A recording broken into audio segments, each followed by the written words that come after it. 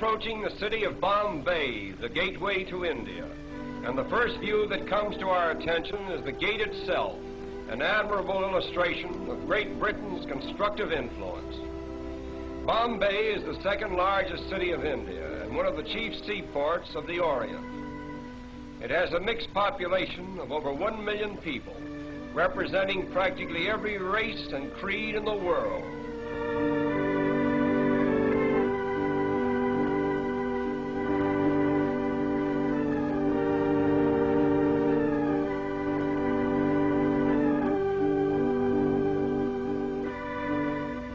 The Taj Mahal Hotel is unquestionably the most pretentious one in all of India.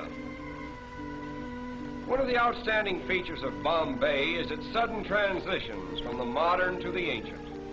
This scene, for example, was taken a few minutes from the heart of the city, where the 15th century is constantly rubbing shoulders with the 20th. These automobiles cutting into this line of ancient vehicles suggest an odd symbolism which typifies all of India, for time and time again the new cuts into the old. But the gap is soon filled in, and the ancient procession goes on in strange defiance.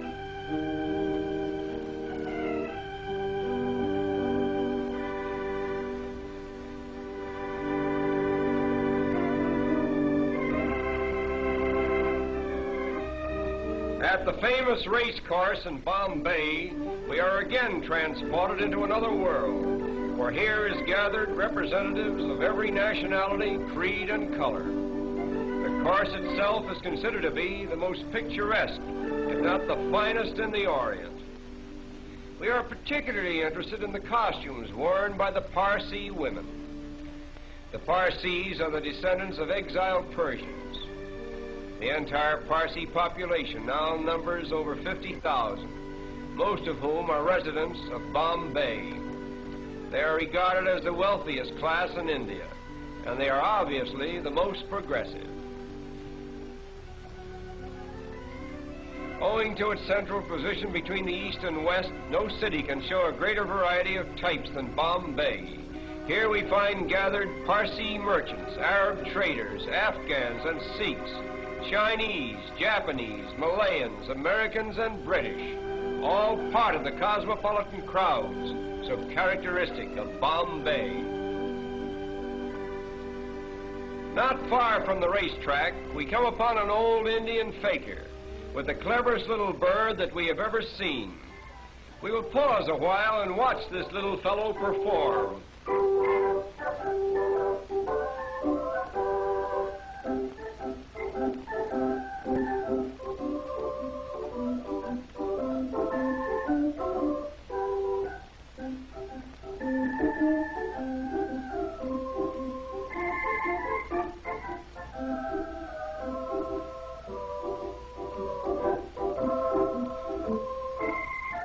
All this work is just to get a little seed that is lodged in a tiny bucket.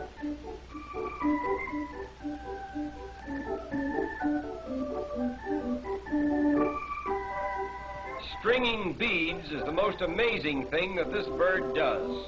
A needle is fastened to one end of the thread. The bird actually sticks the needle through a bead, drops the needle, gets a new grip, and slides the bead down onto the thread.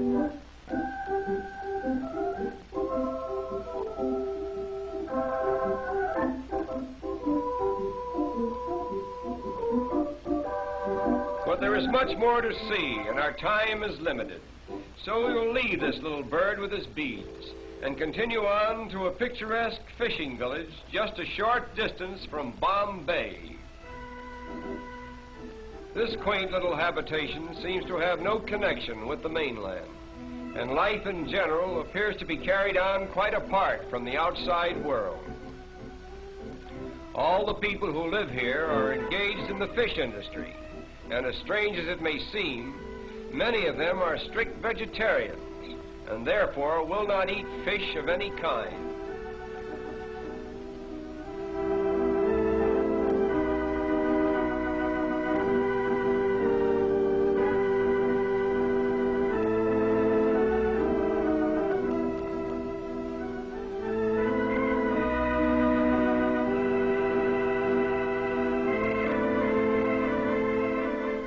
Even in this peaceful little village, there is a rigid system of caste.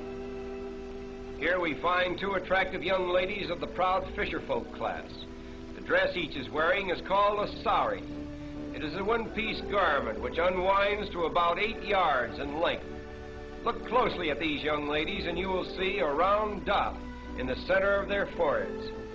This dot, which is usually made of red paint, signifies that the wearer is married or eligible for marriage. The flower pot before which they are standing contains the sacred Tulsi plant, an emblem of virtue, which is worshipped exclusively by Indian girls. The story goes that a certain virtuous maiden named Tulsi was changed into a plant just as she was about to be assaulted by a demon. Thus, the Tulsi plant became a shrine of chastity for virtuous Indian girls.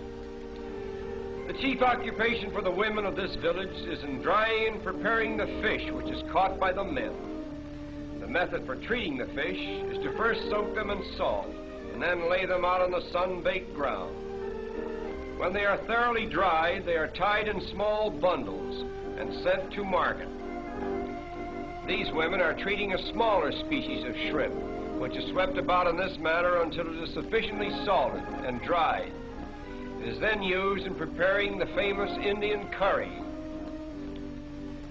No picture of India could possibly be complete without a view of its royal elephants on parade.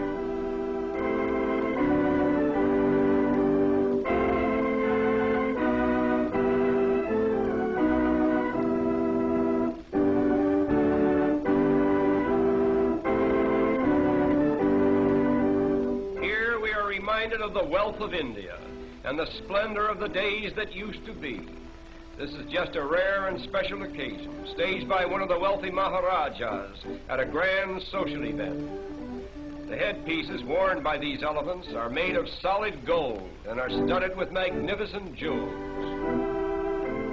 But now our journey is coming to an end. We will take one last look at Bombay before we draw our visit to a close. To the observing tourist, this view is more than just a picture. It is Bombay, the gateway to India. Through it flows the commerce of an empire. Great commercial houses, stately public buildings, and educational institutions flank its broad thoroughfares. Railways converge here from every state in India, and steamship routes diverge to the ends of the earth. Such has been the first constructive imprint of Western civilization upon this much talked of and generally misunderstood country. And so our journey ends. We bid farewell to Bombay, the gateway to India.